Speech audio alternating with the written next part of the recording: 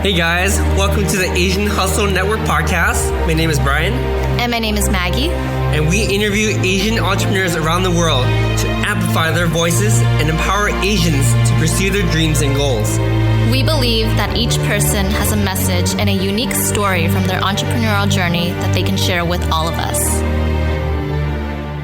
Hi, everyone. Welcome to the Asian Hustle Network podcast. Today, we have two very special guests with us.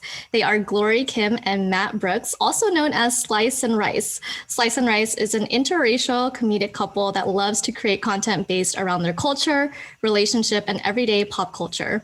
Their unique relationship is enjoyed among many for their playful interactions with one another that are raw and unscripted. They're most recognizable for their cultural exchange videos where Glory introduces her Korean culture to Matt, and Matt introduces Glory to his African-American culture to Glory, both through food, music, items, traditions, and more. Glory and Matt, welcome to the show. Thank you for having us. Thank you for having us. I'm excited. Yes, of course. I want to start by saying I love you guys so much. And I love your content. It's always very wholesome. And you guys always have fun in every single video. So I love that a lot. Thank you so much. We strive to be a wholesome channel. Oh yeah, for sure. And authentic as well. Yeah. So like the fun we have, like we literally try to find like ideas that is just naturally fun for us to do. Mm-hmm. Mm-hmm. Yeah, as for our listeners that don't really know you guys, how did you two meet, and how did this whole thing happen and unfold? You want to say the story? Good at telling the story all the time. Okay, so boring, we met in college, but the not so boring part is when we first met each other, we first you get to know each other. I think it was at a film event, and we both realized we loved YouTube. And this was around 2013. Mm-hmm. So YouTube was a thing, but it wasn't like people had channels the way they do now. You know what I mean? So when I found out he had YouTube and vice versa, we were really excited. That's what we first bonded over. And so we were like, oh, what's your YouTube channel name? And so he gave me his, I gave him mine, and he looked my name up and he was already subscribed to me. And this is the first time we ever met. Yeah. And I wasn't big at all on YouTube. So it's not like, What was the trend that they were doing? So we did the Harlem Shake. Oh yeah. That was when the Harlem Shake was really big. Yeah. But she wasn't in the video. But I was like, wow, I need to collab with this person. I did it for our college, and stuff. So you started the trend. Oh my goodness. No, I didn't start trending, but okay. Oh gosh, no. Me and a few friends, a lot of schools were doing the Harlem Shake for their university or their high school. So I was like, let's do it for, Towson, which is where we went because it hadn't been done. Yeah. So like he said, I wasn't in the video, I filmed it, but I guess when he stumbled across the official Towson Harlem Shake video, he's like, oh, I'm going to subscribe. Yeah, I was like, I need a network. Okay. You made YouTube video. I didn't know who it was, who ran the channel. And little did I know I would have ended up marrying the person that did it. So talk about networking times 100. So it worked out. Yeah. I love that a lot. And Matt, you had aspirations of being a director, right? Before you got into YouTube? Yeah. So we both had a channel since 2006 individually. And on there, I wanted to be an actor, director. So essentially I wanted to direct the movies that I was in and everything, and comedy based, of course. So I was doing that pretty early on since I was 13. Yeah. Just making weird looking comedy things repeating 007 with the toilet paper roll, walking.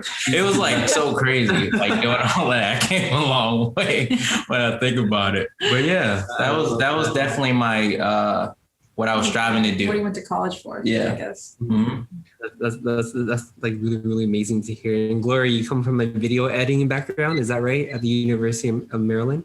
Yeah. Well, so we went to Towson, and I knew going into Towson University that I wanted to do video. I just wasn't sure what. I think my dream back then was to edit professional music videos for celebrities and stuff. But once I graduated, I did work at University of Maryland, and I was a video producer there. We kind of just did promotional videos or educational videos for the school or professors. And Matt actually worked there part-time as well. I worked for Glory, which is weird. She was my boss there. At one point. Yeah. So I actually read that, you two were in the same club at the time, and Matt actually came over to cook with Glory for a club potluck. And after Matt had left, you kind of just melted into your couch and said, I feel like a Disney princess. I want to hear about that day and like what you guys thought of each other and how it all went. That is, oh my gosh, sorry. Because when I think of it, it's just like one of the happiest memories I have. That was so fun. Because it was like when we were really like crushing on each other. Yeah. And we were singing like, well, he didn't know the words, but the song. Oh, we can admit this part. I don't think this song really matters. For the first time forever from Frozen, I was like singing it to Tommy Long, so he was like trying to like copy it, and we were like making pasta together, and it was so funny because when he left, I literally like a Disney princess, like went on my couch and I was like. And I remember tweeting like it is so cute. Something like corny. I was trying so hard. I never heard the song ever in my life, but she looked so passionate. And I was like, and wasn't it was a male singing that, right? It was a guy singing it? Was it I don't know. I don't know. So. See, I didn't know, but I was trying. I was adding my own sauce to it. Yeah. And stuff. Oh, that is so cute. I mean, even if you didn't know the song, you had to have pretended like you did, right? To impress Glory. Yes. Yeah, so it sounds like you guys had a lot of chemistry to begin off. And, who came up with the ideas that you guys should start creating content together? And we want to hear more about, what was the struggles working together? Because our listeners know that me and Maggie have been dating for 4 years now, right? And then 4 years? We started our company together after our third year, but I felt like getting into a brand new relationship where I learned a complete new side of her, where it's like, wait, I thought I knew you. Why is working you so hard now? I don't get it. That's constantly happening, by the way. That doesn't stop. You're always learning something new every year. That's a great question. So I would say it was early on. It was actually a week after we got in a relationship. So it was, we got in a relationship June 3rd. And then, a week and a half. A week and a half later, we decided to create Slice and Rice. Sorry. I don't know what that was, but so a week and a half later, we decided to create Slice and Rice. And it was more of like hey, let's just join forces. You have a YouTube channel. I have a YouTube channel. Mm-hmm. We like each other so much. We're not going to make anything by ourselves. So let's just join forces. Uh-huh. And we were just throwing around like a bunch of different names. And I really love pizza. Like that is my favorite food. And we were trying to think of a name that was like very catchy and very easy to remember. And Slice and Rice had a ring to it, and everyone. Yeah, and I love rice, by the way. Yeah, me too. I think everyone does. It's very delicious. Yeah. So nice.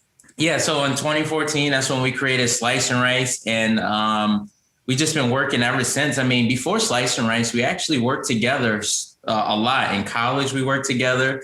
We worked at undergrad. Marketing. Yeah. And then after college, we worked together. So we always have kind of worked together. So we always kind of knew like how to work together, I guess. Yeah, our strengths and weaknesses for sure. Yeah. But in the beginning, I would say Slice and Rice was more of like just for fun. Mm-hmm. But we always still like dreamt of like, 1 million subscribers, but it was a very fun thing in the beginning. And then it wasn't until after we graduated that we're like, no, we want to like be very serious about this. Yeah. I mean, and like you guys understand, like there's this like, it's a lot of balance. And early on, we learned that we had to create boundaries. Yeah. So we actually made a video about it. Like once we hit 1,000 subscribers, we almost broke up around that time because of the level of dedication that we had to put into our channel to grow.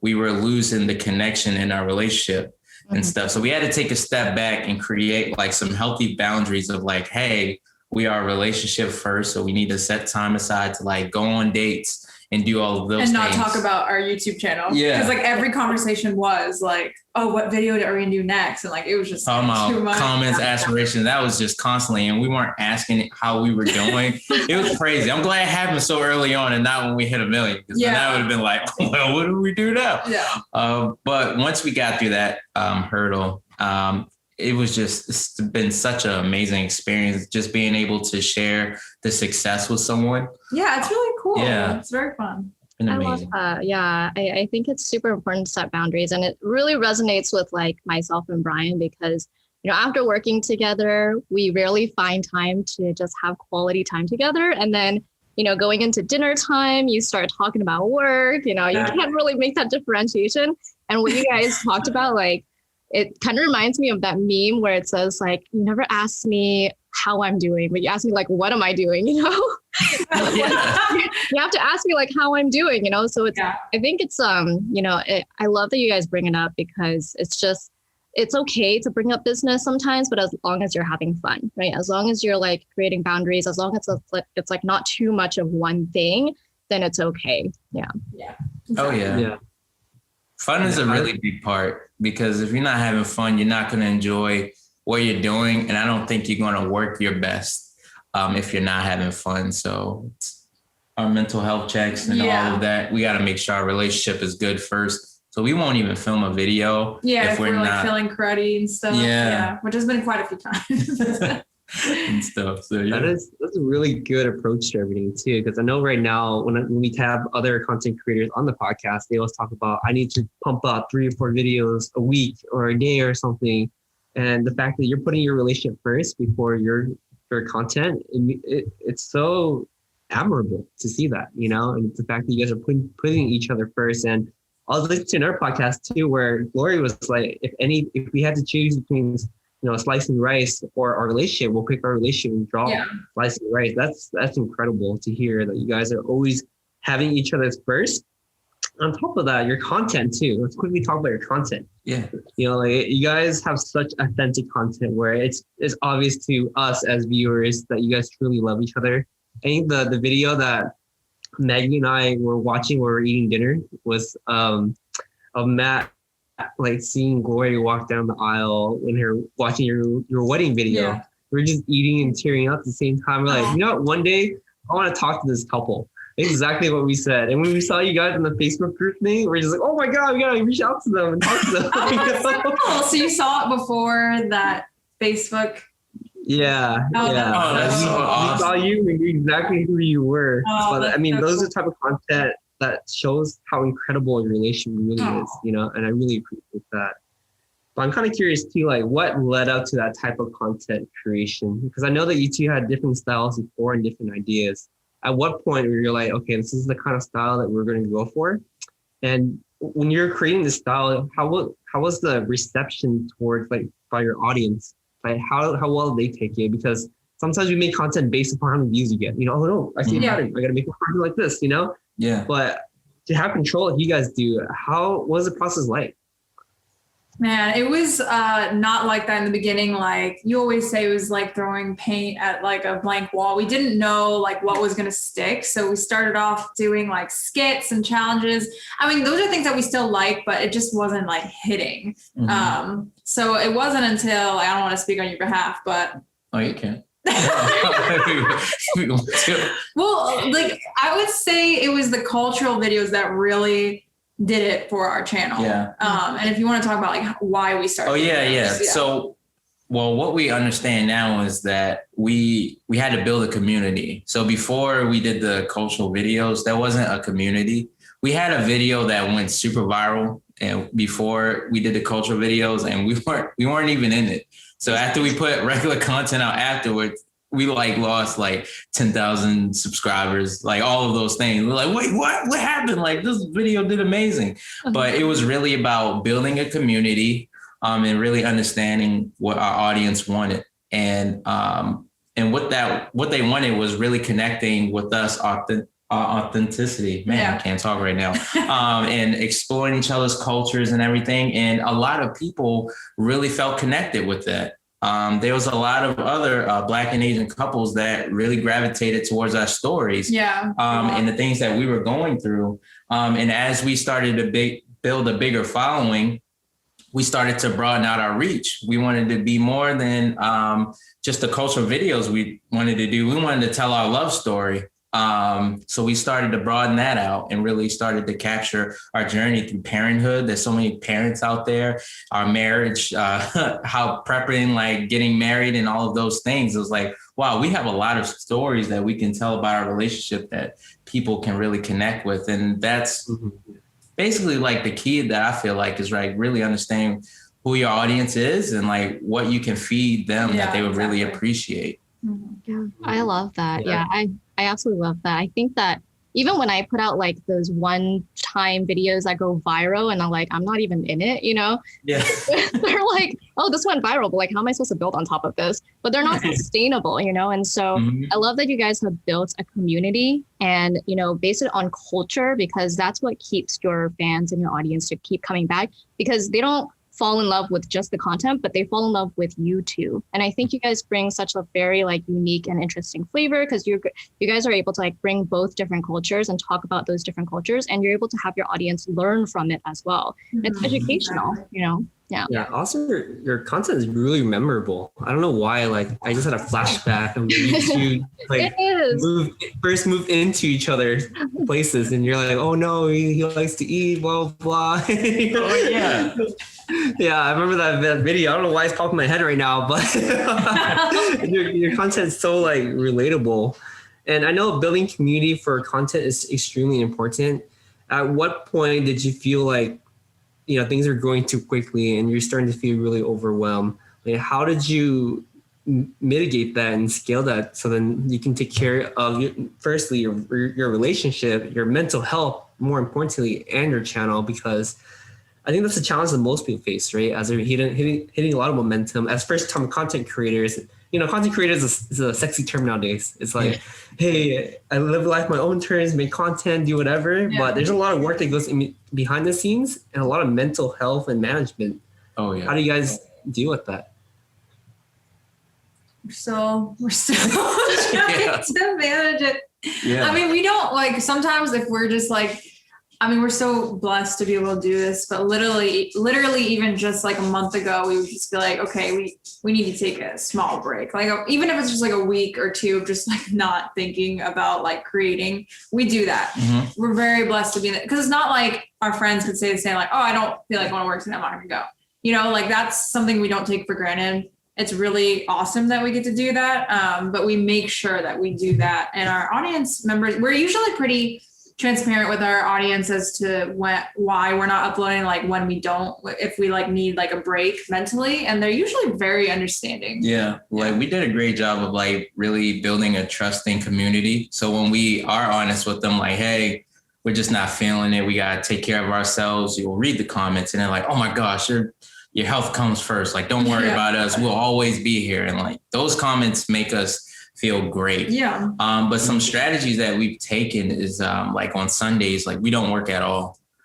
So we've made that a rule. Hey, on Sundays, we're eating out, we're enjoying ourselves, not looking at anything, no emails, nothing. We need Sundays just for ourselves, because Monday through Saturday is wild, and all of those things. Yeah. And, also in the process of building a team as well to kind of help, because me and Glory, we do everything ourselves. Well, I don't want to say that's too strong to say. We have a lawyer, we have an entertainment lawyer, we have agents, but for the most part, the decision makings and all of those things, from editing, video ideas, obviously we're in them. We do all of that ourselves, and we're looking to also hire people to make it easier for us. Especially now that we have a son, it's just really hard to juggle everything. Yeah.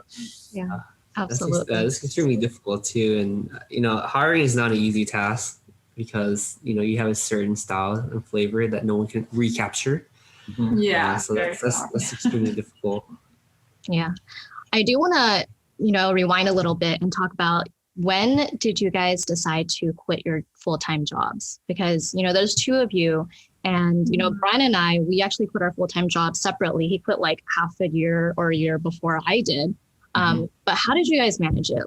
Did one person quit first and then the other person quit later, or did you guys decide to do it at the same time? What was that like?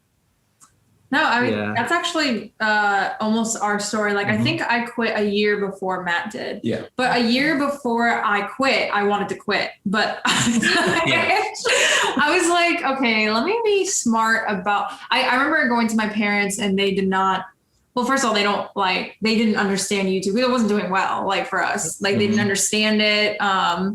I feel like even today, like some parents, like even if you're doing well, it's just hard to understand. It's like its own culture. So they said, give it a year to think about it. And I was like, no, this is too long, but I did have to be smart about it. We pray, like we believe in God. So like I was praying a lot, asking friends for advice. And so a year later, our YouTube channel was not necessarily doing any better, like, unfortunately, but I was like, okay, I feel like I'm putting 8 hours of my day into this job that I know I'm not going to like do forever. If I could just take that time and put it into a YouTube channel, it's going to grow. And this is the only way it's going to grow is if I quit. So I finally took that leap of faith. And I feel like ever since then is when our channel, that was the moment that it was starting to slowly, it was kind of slow at first. It wasn't like a quick return, but it was starting to grow at that point. Yeah, Glory quit. And I took her job. So I made sure that we had some sort of income because we weren't even making a lot. Like I think a month we were probably making like $300 or $400, and you can't really live off of that. So I took her full-time job to at least bring in some income and stuff, and then eventually it grew to the point where it was like, I don't have enough time in the day to work 9 to 5 and then come home and then do slice and rice. It's just way too much stuff. So a year later, quit. And once we both quit and we were able to put all of our time into our business, that's when it really like took off, and haven't looked back since. I really love the risk that you guys took. And, I know you guys quit at a point where you guys weren't making any money. And that's crazy that you guys built a business around your content and made it work, because that's scary as heck. That's something that's stopping a lot of us from making that leap, is because you can't get over the mental hurdle of not having money. Yeah. And I really like the fact that you guys are extremely consistent as well and not give up, because so many of us, it's so easy for us to be like, I'm not getting traction, I'm not doing things right. But I mean, hats off to you guys for getting it down and staying consistent and believing and believing that this can happen and visualizing that it will happen. And it has happened, Yeah. Like when you guys blew up, like what was that mindset like? And how do you guys turn this into something sustainable? Because that's a lot of questions that all these new creators have asked us throughout our community. It's like, hey, look, I have a 20,000, 30,000 subscribers. How can I turn this into a business? How did you guys learn how to turn this into a business, and what was that learning process like? Yeah. And on top of that, like Brian and I, we talk to so many creators, right? But we noticed that a lot of them, even with really high followings, they don't know how to convert it into a business, right? I think there's that hurdle, or just like that education that they need to actually know how to turn it into business. And what I find so inspiring about you two is like, we were listening to other podcasts and you two actually mentioned that you don't come from like a business background. Like you two didn't start businesses before this. So I love to learn more about like, what was that process like converting Slice and Rice into an actual business? Yeah, I think for starters, I think we just blessed to like have like the friends that we did.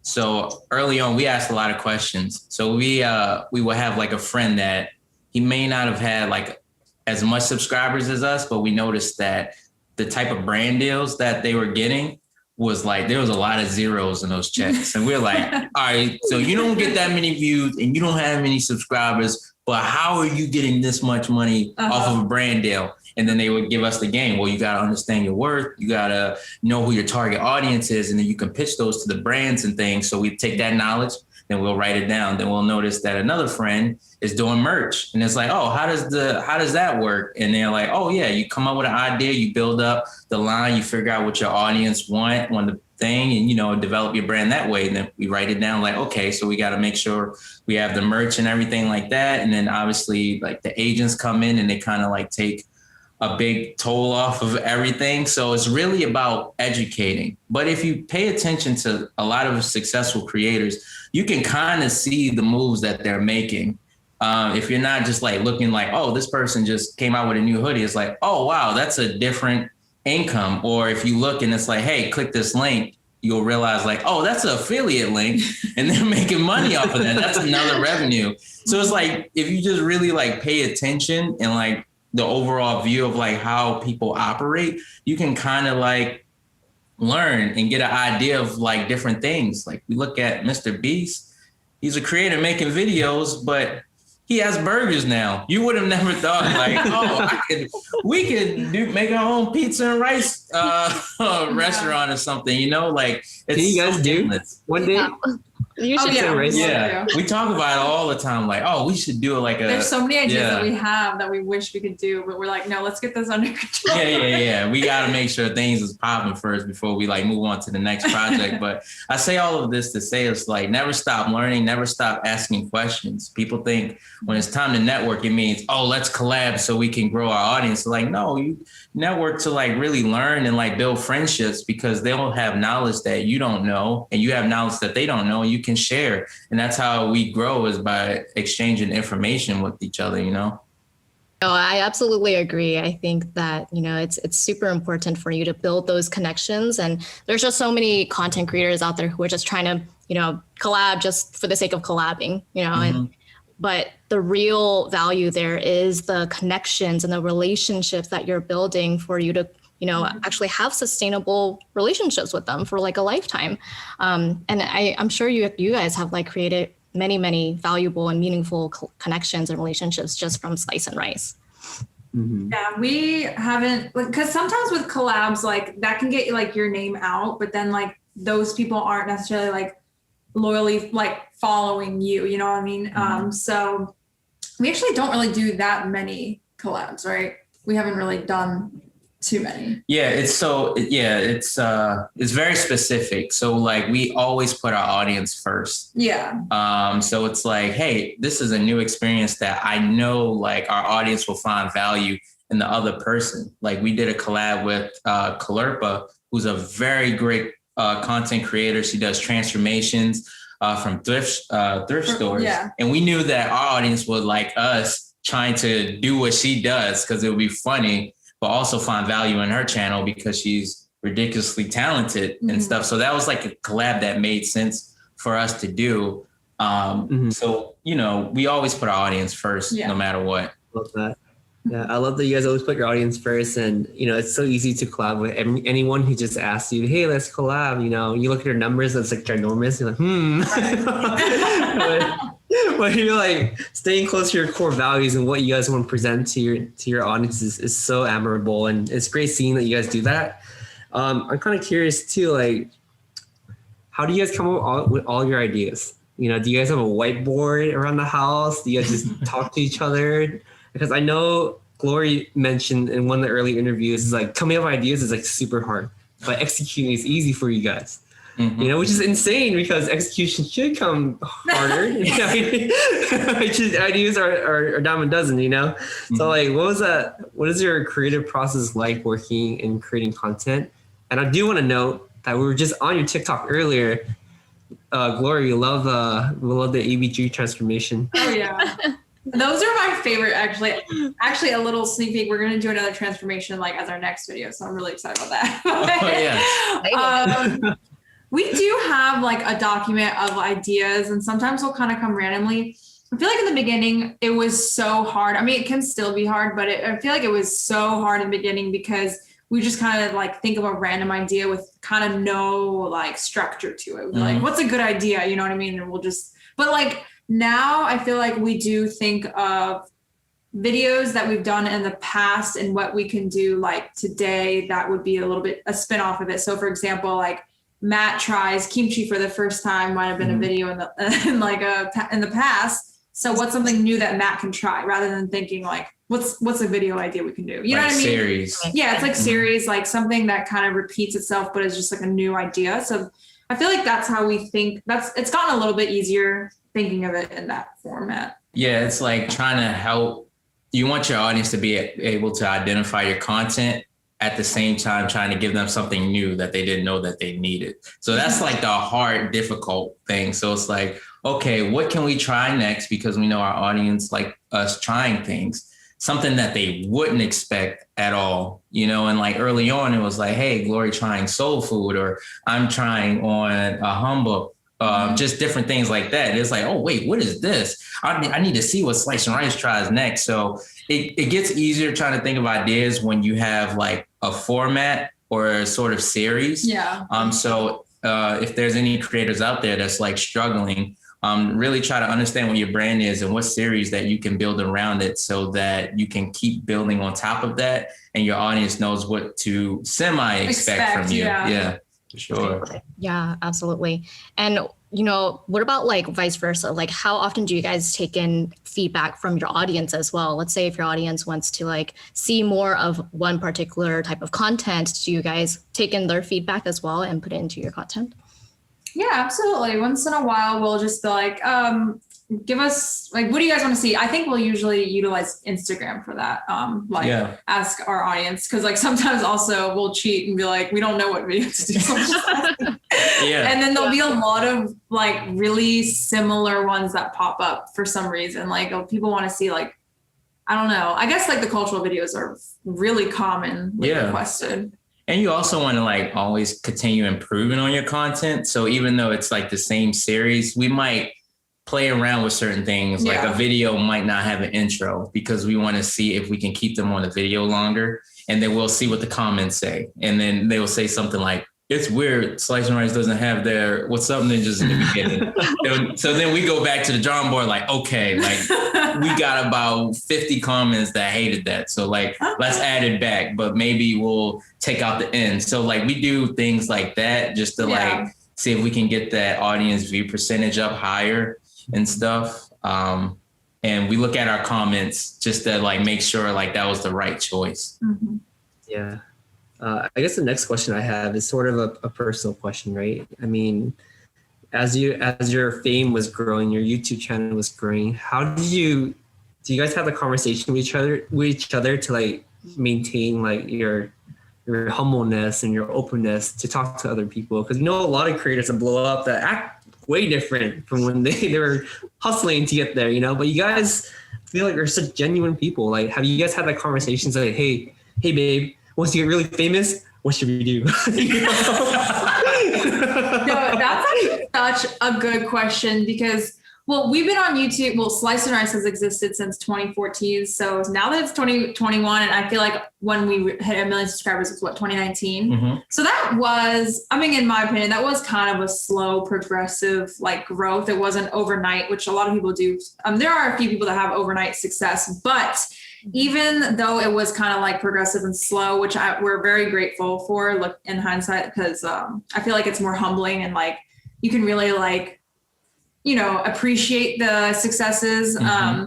But that's a great question because even though like we like to think that we're humble and stuff, like you never know what can get to your head. So we have asked our friends to hold us accountable. We said, hey, if we ever start like acting different or weird, like, can you just like bring us back down just to check earth? us. We won't get upset. Please check us. Yeah. And we kind of ask our friends every once in a while, like, hey, like, do you think I'm being like, blah, blah, blah. Yeah. And also, I mean, this is just a personal choice. We also like to, we don't know where the future holds, but we currently still live in Maryland with our family and friends because I feel like that also helps keep us grounded. Yeah. I would say we don't really have any friends around us that do. So it's like a blessing and a curse. I feel like if we were to move to like LA, be surrounded by a bunch of creators, I feel like we'd be inspired constantly. People get it. So like it's relatable. But here, like no one really gets it. So like that can be weird, but it's also a blessing because we just kind of feel like we can live like our normal life without it being too much like surrounding us. Yeah. Constantly getting stopped like here and there, like in Target and stuff. But yeah, that's a really good one. And also like me and Gloria will do like little tune-up checks and we'll like remind each other like, hey, like remember when we used to just have like 50 subscribers and like just understanding that journey and grind, we can empathize with other people who are growing and other people that want to get it and stuff. And our heart goes out to them as well. It's like, wow, we was like sitting there, like, I know what that feeling is and stuff. Yeah. And we know what it feels like to have like a bigger creator, like look at us a certain type of way because we didn't have as many subscribers or didn't make as much money at the time, all of those things. And I remember just really feeling sad and like defeated. And it was like, I never want to make someone else feel the way that I felt in those moments. Yeah. So it's always good to just remind ourselves of where we came from and how hard we worked to get there, and knowing that the people we encounter can have that same level of success as well. Yeah. Oh yeah, definitely. Yeah. I love how you guys are always keeping yourselves in check and like remembering your humble beginnings. I think the lesson is just, make sure you're being nice to everyone, because you never know. You never know. We literally just met yesterday. We did. You just never know. I do want to talk about your proposal. I heard that Matt had actually proposed in Korean. Do you remember it? Well, I try. Remember how to say it? The Hezleu. Oh my God. We just looked at the video. You just said, do you want to love? Dude, do you want to love? Oh man. That was rough, man. I was so afraid and scared. It was like a huge audience there, but I was on YouTube like really for like 4 hours. I felt like it was like late, just repeating that it. Meant a lot though. I mentioned this recently in a video, but it meant so much to me because like I could care less if he proposed to me in Korean. You know what I mean? I mean, that was so sweet in my opinion, but I feel like he was doing that like for my parents too, because he had to ask them for my hand marriage, and it was it's kind of hard, like an interracial for my parents. It was like hard for them, if we're being honest, in the beginning. Mm-hmm. So like for him to, and they love him now, but like for him to like do that, like propose in Korean, and they were there, obviously, that was just like, so I just like really appreciated that. Not for myself, you know what I mean? But because he was like respecting my parents and my whole culture and stuff. I really love that. I did put it in Korean on the banner. Yeah. So it did say, will you marry me in Korean on the banner and stuff? Because I knew I was going to butcher it and everything. Well, I love that. Yeah, that's so sweet. Excuse me. Bless you. Bless you. Thank you. Yeah, that's so I love it. I mean, just understanding each other's culture and really understanding like how to make things better, because as Glory alluded, Asian culture, interracial dating is extremely difficult. I think we all heard it at least once in our lives, and the fact that you guys persevere not only in your own careers but your relationship with family. Yeah. Hats off to you guys. It was hard at first. It was really difficult. I think for like we were dating for, I don't know, like I've lost track of time, like 2 or 3 years before. It was 4 years before. Yeah. Oh, 4. Dang. Yeah, it was really difficult at first, like not gonna lie. Cried a lot because I just love him so much, and parents couldn't see eye to eye, but over time like they really learned to like love him, and he never was forceful about like, you know what I mean, like he was just very like himself, and so like you can't help but love him if for just being himself. That's why your mom knew early on, because like when I first met her mom, she gave me a hug, and then she told you. I felt like it was so like weird. First time we met. When after he left, like she said, like for some reason he felt like my son, which like my mom would never say that. Like she would literally never say that without meaning it. And like Matt has this very like, I don't know, like I feel like people that know him, oh my God, we're gonna cry. What are you doing to my wife? A lot of work. Like, he just has like this gentle spirit, or just this like, I feel like people long to like be near Matt. It's like really weird. Not in like a weird way, but just like my mom, I feel like she felt like that gentleness of him. And because, she had this like perception of him because the first video, I don't know why, I just like made this like video of like health for my college. And like, I asked Matt to be in it. And he was like, I was looking rough. He was training this like football, like he liked to play football. So he was like, my name's Matt, I like to play football. And he was like all rough. And I showed my parents, and they knew that was him. And they had this like perception of him that he was just like a rough. I was being extra hard. I was acting for the camera. That wasn't really how it was. Like I didn't even know he was going to be showing the video like, oh, this is my boyfriend. Yeah. That's not me. I don't act like that. But I don't even play football. That's hilarious. Did you? I'm glad it worked out. Oh yeah, for sure. What were you asking, Maggie? Did you choose that video on purpose, Glory? No, I don't know. I think I was just trying to like sprinkle him in somehow, like so that my parents knew, but that was not the right video to like show. No, not at all. I love how you guys are so transparent though. And, you know, that takes a lot of courage and just bravery to be able to show your everyday life on camera and to your audience, you know. And so I do want to know, like, just from your perspective, like, how do you decide like what you want to portray to the audience? Because you guys do like raw, unscripted content, just like your everyday lives, you know, but like, do you ever have like moments where you're like, okay, let's not put that on, you know, and like, how do you make that differentiation? Yeah, I think, well, in the beginning, we actually tried vlogging out because we just, you know, we felt like that would be fun, but that was actually a line that we had to like set up for ourselves because we felt like it was a little bit too much on our relationship. It just wasn't something that we were able to keep up with. But we still do have videos that are kind of personal. I guess like, for example, like one of the ones was being pregnant, like announcing that we were pregnant. There were a lot of things we wanted to share, but there were also some things we wanted to keep personal. Just to ourselves. Like, for example, we do have a video of us like finding out we were pregnant or I was pregnant and like gender reveal and stuff like that. But as much as like, we know people would love to see that, we just want to make sure that we're also just keeping things for ourselves. Otherwise everything becomes like too public and nothing, you know, we just wanted to create boundaries like that. Yeah, exactly. I was going to say that boundaries is the biggest thing. And I think also we learned early on because we were super transparent, like early on in our career, and we saw like how the audience reacted to that. It was like a lot of things like, well, you said in 2014, this, and this. And I was like, my mind changed. And it was like, instead of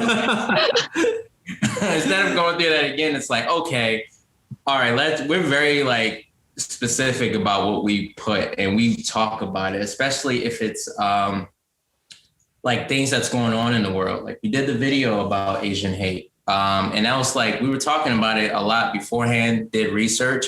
I did my own personal story as well. And we're very mindful and very specific about what we want to share and talk about and all the things. But boundaries is a big one. I feel like that's the theme of the discussion, healthy boundaries. For real. Yeah. I mean, that is a whole discussion in its own. It's like, what is a boundary? You know? But yeah, I do appreciate that. I guess I'm kind of curious too, because I saw a video you guys put out a couple months ago, and you guys are answering your question of whether or not you want to include your son inside your videos in future production. That is a question that I kind of personally asked too, because, you know, Maggie and I, you know, if we're thinking about getting married, having a family pretty soon, and our lives have become increasingly very public. Like people know a lot about us now. And it's like, should I include my kid in here? We look at other creators too, like Bart Kwan, who just had a kid, you know? Yeah. He includes his kid into social media. I want to hear what your take on this view is. Yeah. Ooh, we thought a lot about this decision, but I think the biggest thing that made us decide not to do it was when we almost broke up around 1,000 subscribers. And I think that was like a red flag of like how serious we take YouTube. And we knew like those emotions can get put on our son, and we did not want that to happen at all. If we started to create ideas around our son, then when he wakes up in the morning, I don't want to think, oh, what video am I going to shoot of you today? You know what I'm saying? Like, no, I just want you to be a baby, have fun. It's nice to have something away from work. You know what I'm saying? So that was like I would say our main reason why we didn't want to do it. And then also later on in life, we want him to have that decision of whether or not he wants to be in our videos. If he said, yo, Dad, like, why can't I be in it? It's like, oh, come on, son. Like, let's do this. I was waiting for this moment. You know what I'm saying? But I don't want to look back and be like, why'd you do that? Like, you showed that. I don't like the angle of my face. And it's like, I'm so sorry. I didn't know, you know, so. But like at the same time though, like we understand, and we have a lot of friends that do like family vlogging, and that is not something that we're judging or look down upon. We just know, like he said, because in early stages of our relationship, because it was so difficult for us and we almost broke up, we just knew that was something that wasn't for us, wasn't going to work out. But like, it's funny because there are so many video ideas that pop up that would work, that would do so well. And it's not like we're trying to like hide him. I feel like we have mentioned in the past why we're not putting him in the channel, but I feel like some people misinterpreted that for like we're never going to show his face, and that's actually not the case. Like if we'll let him like be in a video, of course, and like even introduce him, but it's not like the video is about him, if that makes sense. Like it's not like we're saying like meet our son or our son does this, but in the end of the video he might pop up, and that's totally fine because that's just our life. Yeah. He's most likely making a lot of noise and just like, all right, we gotta pick you up at the time. I love it. I'm glad you guys are so considerate of everything and considering his future too. That's a big thing, Yeah. And when we look at other creators who have kids, even celebrities at this point, you guys are pretty big celebrities now. Like how they raise their kids, you're looking at them too. It's like, I sympathize more. I'm like, oh man, I can't imagine like having like that many followers. Like, sheesh. I know Gigi Hadid, she like hides her daughter. Like that must be hard. Like because she has millions of followers. So some people do that. Yeah. Yeah, absolutely. Definitely. So we do want to know what's next for the both of you. I feel like you both have just went through so much growth, and I'm sure it's, both emotionally, mentally, in your relationship, in your careers. We do want to know, what's next for the both of you, and what kind of goals do you have for the next year? It's a really good one. This year was all about, I would say last year was more about branding, and this year is about expanding. Yeah. That's a lyric from Benny the Butcher. Is it really? It was. I love that line. Yeah, exactly. That's why I use it. I feel like I had to credit him. I feel bad. I don't want to just use the line, but you know what I'm saying? But yeah, this is about expanding. So like we introduced our merch and a lot of things. It's almost like giving back a little bit for this year because everyone's been asking about it. And then hopefully also building a team. Yeah. That's what I thought of when you said expanding, because like it's just getting too difficult for us to just keep doing this. And if we want to grow, we know the best way to grow is to like hire, people, whether that means like an editor, an assistant. We've been told that like someone told us ever since they hired their assistant, like they grew like way more, even though like you're paying them. Like his numbers grew like double. So it's just like, you need time. It's so valuable. And we want to have more time for our son too. And if we expand to our family. Still on that number 8 for some reason. 8 kids. Oh, that's rough. That is good. Expanding kind of in all. Because beyond like being transparent, like I don't think like we want to do like content creation like for like ever, you know what I'm saying? Yeah, it's like till we're 90. I can't even imagine. Hold the camera. But like building like a business, like we think about things like a cafe, a restaurant, or we'll have like these crazy ideas that we never thought about that like people would love to go out to, and like building these experiences. We want to be on Netflix, like watching Bo Burnham have his own comedy special. It's like, that's mad dope. Like, what can we do with that? Even albums, like that's where our heads are going. Like, how can we go to other platforms and stuff? But we need to like make sure like we're good here first. Like this is taken care of. Right. Amazing. Well, we can't wait for, all of those goals to manifest. And we know that you're right. We can't wait for the pizza and rice restaurant. Oh, yeah. We'll let you guys know. You'll get it. Yeah. It's on the house. If you ever come there, like, hey, they don't get to pay. They don't. Everything is free. This is recorded, right? Yeah. I'm just kidding.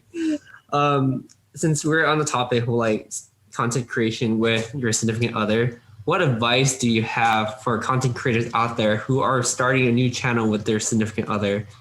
Like, what kind of priorities and values do you want to give them as they're starting out? Oh my gosh. Well, we keep saying the word boundaries, but I feel like my advice for that is like literally write down on paper or document what your boundaries are for each other, and like don't ever go against that. Just because like that would have been nice if me and Matt had done that in the beginning. Like, okay, we're not allowed to talk about this when we're on a date, or we're not allowed to work on Sundays, you know, because there were a lot of times we would film on like Sundays and stuff like that. Yeah. So like now that we have that, it's kind of nice. Really stay true to those and stuff that was like early on. Yeah, when we say boundaries, it really means like what would affect our relationship that's aside from work and everything. So all of those decisions you make, whether it's, hey, this day has to be date night so that we can be good, our relationship can stay healthy, all of those things. We won't talk about this, or, you know, this is how we're going to split up work amongst our team so that not one person is doing all of the work and stuff and no one's burnt out. So that's what we mean by when we say boundaries. And then also just understand, like, always remember what was the reason why you started in the first place, because when things are going great, there's going to be moments where you just don't feel motivated. Yeah. You forget why, or you just don't know what. So it's always good to tap back into the reason why you did it in the first place and have fun. Like I said, you got to have fun, because if it's not fun, you're going to be miserable doing it, and it's not worth it at that point, you know? Absolutely. That's very good. Great advice. Yeah. So last question, how can our listeners find out more about Slice and Rice online? I know you guys are on YouTube, but I want to hear it from you. I think Slice and Rice on all platforms, like mainly YouTube and Facebook, and Instagram. We're not really on that TikTok train yet. We have one, but we're just not as active on there. Yeah, everything's Slice and Rice. Yeah. Awesome. Hope to see you there. Yeah, we'll leave all of that in the show notes. It was so amazing having you two on our podcast today. Thank you so much for sharing your story with us. Yeah, thank you. Thank you. This was great. You two are amazing hosts, by the way. I felt so comfortable. Like I've known y'all for so long. Hey guys, we hope you enjoyed this episode. Please subscribe to the show. We would like to get to the top 10 on iTunes, so be sure to leave us a 5-star review. We release an episode every single Wednesday, so stay tuned. Thank you guys so much.